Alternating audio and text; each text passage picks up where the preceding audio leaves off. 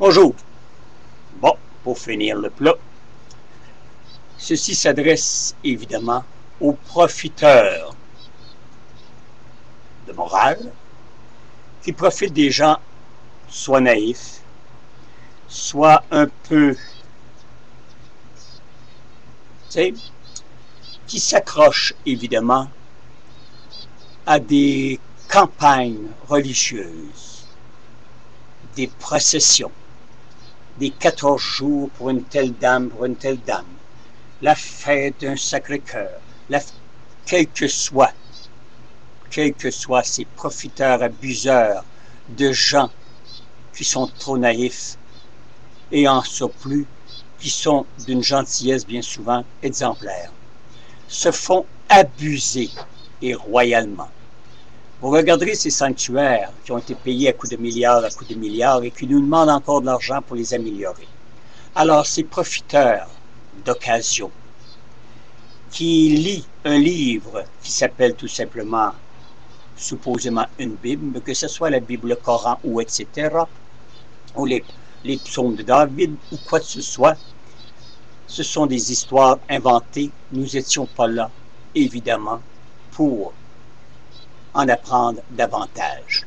Mais les scientifiques, eux autres, découvrent la fumisterie, découvrent que le sphinx n'a jamais existé, que c'est des canulars.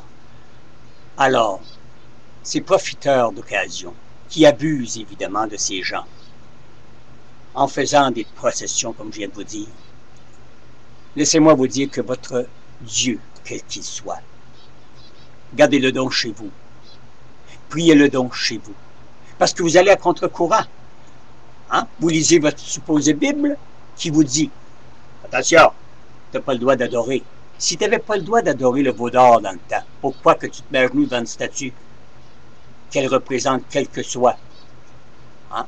Ou un crucifix, ou tout simplement un ostensoir, ou un curé qui vient justement de jouer aux fesses avec sa bonne, ou qui n'a pas abusé d'un petit enfant de cœur en arrière, hein? Bon, parce que la religion catholique, c'est rien que des scandales par-dessus scandales. Je n'ai pas à toutes vous les citer. Ça fait à peu près 20 vidéos que je vous dis qu'il y a de l'abus, juste dans l'Église catholique.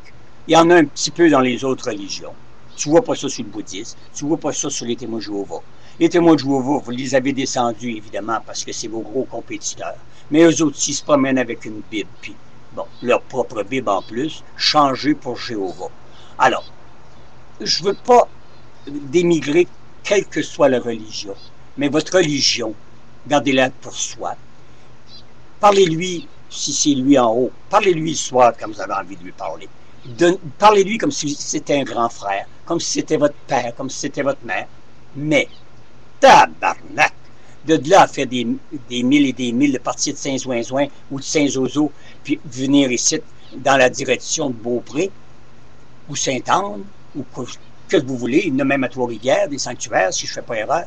Ce sont tout simplement des gens qui se bâtissent des empires à coups de milliards pour enrichir un anus farci qu'on appelle le pape. Hein?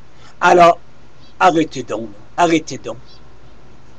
C'est en dedans de vous, votre religion. Vous n'êtes pas obligé. C'est pas parce que vous montez à genoux à l'oratoire Saint-Joseph que vous allez avoir plus de nom.